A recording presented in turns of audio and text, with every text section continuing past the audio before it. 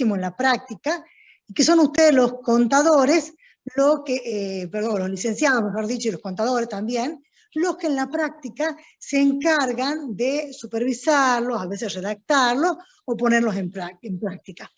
Ustedes dentro de muy poco, como licenciados, ya van a poder asesorar a futuros clientes, y es muy bueno que tengan presente estos dos tipos de contratos, que son los que más se utilizan en la práctica.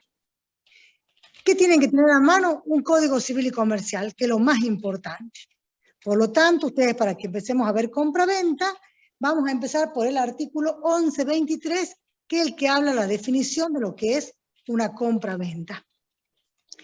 Lo que quiero que tengan presente, que cualquier manual que ustedes consigan, va a tener cuestiones generales que siguen teniendo relación con la compraventa, a pesar de que se haya modificado con el Código Civil y Comercial desde el año 2015 en adelante. Hay cosas que, si hablamos del objeto de la compraventa, si hablamos de lo que es el precio, lo que es la tradición, son conceptos que, a pesar que ha tenido modificaciones, si ustedes tienen un lindo manual, sería bueno que lo lean, porque les va a clarificar muchos conceptos.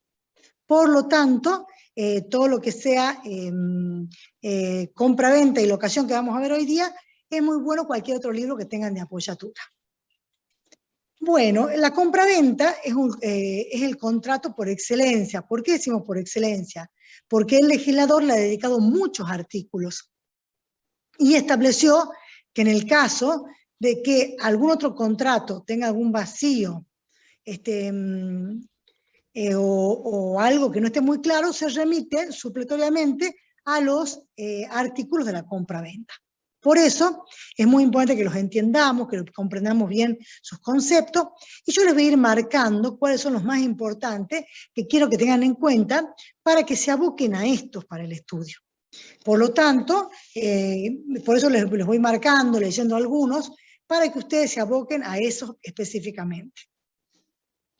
La compraventa, como advierten muchos autores, realmente es un contrato que ha nacido hace muchísimos años, y que adquirió un soporte legal también desde hace mucho tiempo en el Código Civil derogado, en el Código de Comercio derogado y en el actual código que ha unificado la legislación.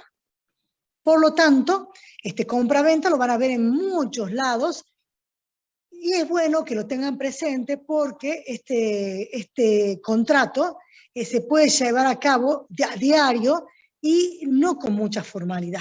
Por eso vamos a ver que es un contrato que exige para determinados casos una formalidad específica, sino se lo hace de diferentes maneras. Vamos a analizar el artículo que se refiere a compraventa, que es el artículo 1123, y que en su definición es tan completa, es tan pequeño el artículo. Sin embargo, la definición de este artículo nos da todas las herramientas o los caracteres que tenemos que tener presente al momento de hablar de la compraventa. Y establece definición. Hay compraventa si una de las partes se obliga a transferir la propiedad de una cosa y la otra a pagar un precio en dinero. Acá ya nos está dando muchas características este pequeño artículo 1123. Nos habla de una parte y de otra parte. Por lo tanto, ya nos está marcando que en este contrato hay dos partes. Una se llama vendedor y la otra se llama comprador. Y cuando yo les decía a ustedes que me importaba que sepan la bolilla de obligaciones, no para tomarla específicamente como tomamos, sino para que ustedes ya la vayan aplicando a todos los contratos. Porque acá este artículo dice, hay compraventa si una de las partes se obliga. O sea que ya está hablando de las obligaciones que tiene esta parte. Entonces dijimos que si sabemos lo que es una obligación, perfectamente vamos a ver que acá el vendedor se obliga a transferir la propiedad de una cosa. Acá marca la diferencia, porque cuando habla de transferencia, está diciendo que el vendedor ya no va a ser más el dueño, el propietario, va a transferir, va a otorgar la propiedad de una cosa a la otra parte que se llama comprador. En cambio, en la locación también habla cuando una parte se obliga a dar en uso y goce. Por lo tanto, acá en la locación no le está transfiriendo la propiedad. En la locación le da únicamente la cosa para que la use, la goce, la aproveche. Por lo tanto, volviendo al contrato de compra-venta, como dice el artículo 11.23 que estamos analizando, habla de la obligación que tiene el vendedor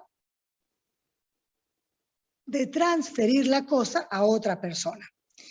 Y esta transferencia, para que sea una verdadera compra-venta y no sea una donación, por ejemplo, la marca claramente el mismo código en la última parte. Y la otra se obliga a ¿qué? A pagar un precio en dinero. Por lo tanto, para que sea compra-venta, lo más importante es que la otra parte, el adquirente o comprador, se obliga a pagar por esta cosa. Entonces, acá nos queda muy claro establecido que la compra-venta es aquel contrato en el que una parte se obliga a transferir a otra la propiedad de una cosa y la otra a recibirla y a pagar un precio en dinero. Y ahí vamos a hacer una pequeña también comparación, porque vamos a ir hablando de un contrato de compra-venta, pero ya lo hemos comparado con la locación, lo vamos a comparar con la permuta. En la permuta, también una parte se obliga a transferir la propiedad a otra, pero ¿de qué manera? No lo hace por un precio, lo hace por otra cosa. O sea, acá vemos la diferencia que hay entre compra-venta y otro tipo de contratos. Entonces, en la compra-venta estamos transfiriendo un precio, una cosa por un precio. Si fuera permuta, transferiríamos una cosa por otra. Y si fuera una locación, no transferiríamos, sino que otorgaríamos una cosa solamente para el uso y goce. Entonces, acá estamos muy claros hablando de que la compra-venta es la transferencia que realiza una parte a la otra por un precio en dinero. La compra-venta también se puede comparar con muchos otros contratos, pero vamos a ir avanzando para que ustedes vayan apuntando a qué artículos vamos a hacer hincapié para que les sea mucho más fácil ir estudiando. La compra-venta tiene sus caracteres específicos. La compra-venta vamos a ir viendo que es un contrato bilateral. ¿Por qué decimos que es bilateral? Porque ambas partes, o sea, ambos contratantes, tanto el que transfiere como el que paga, tienen obligaciones cada uno a su favor. Entonces, hablamos que es bilateral porque hay dos partes. Siempre en este tipo de contrato hablamos dos partes. ¿Por qué? Porque hay dos centros de interés. Una quiere vender, la otra quiere comprar. Una debe entregar la cosa, la otra debe pagar el precio. Por eso hablamos de un contrato bilateral donde ambas partes tienen obligaciones nucleares cada una. ¿Qué otra característica podríamos hablar? Por eso yo les decía en las primeras clases que ustedes saben lo que es un contrato y lo que son los caracteres de los contratos en general. Cuando vamos estudiando cada contrato en particular, es simplemente agregar las características de cada tipo de contrato. Entonces, ya sabemos lo que significa bilateral, sabemos que la compra-venta es un típico contrato bilateral porque hay obligaciones para ambas partes. También podemos decir que es un contrato oneroso, porque como dice la última parte del artículo 11.23, y la otra se obliga a pagar un precio en dinero.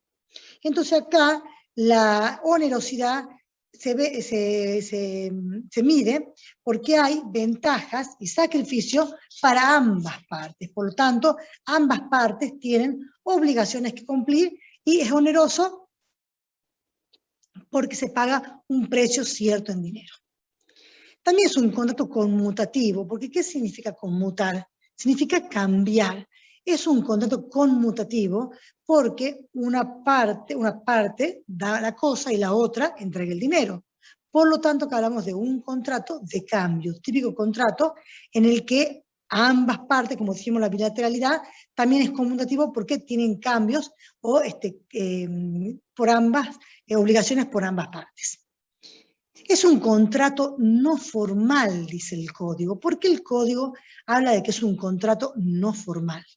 Es un contrato no formal porque no se le exige una forma determinada para que realmente quede perfeccionado el contrato de compra-venta. ¿Qué significa? Que yo les daba un ejemplo en otra clase, que una compra-venta se puede llevar a cabo solamente manifestando la voluntad o la intención. Hay una oferta, yo la acepto la oferta y ya quedó perfeccionado el contrato. Por lo tanto, no hace falta una forma, pues se llama no formal, una forma determinada. Yo voy a un supermercado, veo la oferta en la góndola, acepto, retiro la mercadería, la pongo en mi carrito, voy a la caja, pago y me retiro. No tuve ninguna formalidad especial para comprar ese producto porque simplemente vi la oferta, acepté, la adquirí y pagué. ¿Qué otro ejemplo podemos hablar en los que realmente no hay ninguna formalidad que cumplir? Por ejemplo, ustedes vieron que a veces hay máquinas que expenden latas de gaseosa o pueden expender café. Entonces uno dice, bueno, quiero un cortado. Marco, pongo el dinero o la ficha y me sale el café que yo pretendo adquirir. Una lata, veo una lata, pongo un billete, me sale la lata que marco y ni siquiera hablé con nadie ni tuve una formalidad especial. Por lo tanto, este tipo de contrato, por eso es un contrato que se llama no formal. Hay una excepción a la regla. El único caso en que en el contrato se exige una forma determinada es para el caso de la compra-venta de bienes inmuebles o bienes registrables. Si yo quiero comprar una casa, no lo puedo hacer verbalmente. Se puede, pero no corresponde, no se debe hacer de esa manera. Si yo quiero comprar una casa, debo ir a una escribana y hacer una escritura de compra-venta. Entonces, de esta manera, me queda perfectamente el contrato. También tenemos que tener en cuenta que la compra-venta... Sí. Sí, te escucho. Dijo, excepto para la compra de inmuebles y otra cosa más que era. Bienes registrables. ¿Qué significa bienes registrables? Sí, muy bien, pregunten todo porque a mí me encanta que participen y se saquen todas las dudas. ¿Qué son los bienes registrables? Por ejemplo, un automóvil. Un automóvil que exige la ley del automotor que se lleve a cabo la transferencia a través de un formulario, que se llama formulario 08 para automóviles y un 08 de motocicleta para vehículos. De motocicletas. Entonces, en ese caso, cuando hablamos de bienes registrables como los automóviles, en ese caso se exige que se firme el formulario 08. Entonces, por eso, la única formalidad que establece la ley, cuando hablamos de bienes inmuebles o de bienes registrables. Entonces, en ese caso, directamente ya sí tenemos que recurrir a la forma predispuesta por la ley. Pero como principio general, la compra-venta es un contrato no formal. Entonces hemos visto que es bilateral, hemos visto que es oneroso, que es conmutativo, vimos que es no formal, y vamos a ver que se llama que es un contrato nominado. ¿Qué significa que es un contrato nominado? Nominado significa, ahí me preguntan si el celular es un bien registrable. Muy buena tu pregunta. No es un bien registrable. Una cosa es que uno cuando compre con una factura, me pregunta uno de sus compañeros si un celular se considera un bien registrable. No es registrable. Una cosa es que uno compre con una factura, que es lo que exige la parte impositiva, pero en ningún lado queda registrado, o para yo vender un celular tengo que transferir a través de un formulario específico, no. Los bienes registrables son los automóviles, las máquinas, los aviones, los barcos, los buques, son bienes registrables. Entonces, en ese caso, sí se debe cumplir con la formalidad que exige la ley. Profe, yo tengo una consulta. Sí, por favor. Todos los formularios que se tienen que utilizar por ley para las formalidades, ¿se encuentran en la AFIP o dónde? ¿En la página de la AFIP? Como No, el formulario 08 que usted bien. mencionaba. No. Muy bien tu pregunta. Cuando se llama bien registrable es porque un bien se debe inscribir en algún lugar. Por ejemplo, si yo me compro una casa, esa propiedad se inscribe en el registro de la Dirección General de Inmuebles, en el registro de la propiedad de inmuebles. Hace una escritura y el escribano va y la registra. Entonces, cada inmueble tiene como su documento de identidad, una cédula parcelaria, donde se inscribe todo, la transferencia de dominio, si hay algún gravamen, alguna hipoteca, etcétera, etcétera. Con los bienes registrables como los automóviles, automotores, también pasa lo mismo. Hay formularios específicos, pero que los vende el registro de la propiedad automotor. Entonces, cada vez que uno quiere adquirir un formulario, hay que ir al registro respectivo. En este caso, el registro de la propiedad automotor es el que vende todos los formularios para la transferencia de los vehículos. Entonces, si yo quiero firmar un 08 porque quiero vender mi camioneta, debo firmar un 08. Si quiero firmar un 08 de motocicleta, debo firmar el 08. Esos son los formularios de los bienes registrables. Lo mismo pasa con los buques o con las aeronaves. Los registros que se encargan de su inscripción son aquellos que emiten los formularios.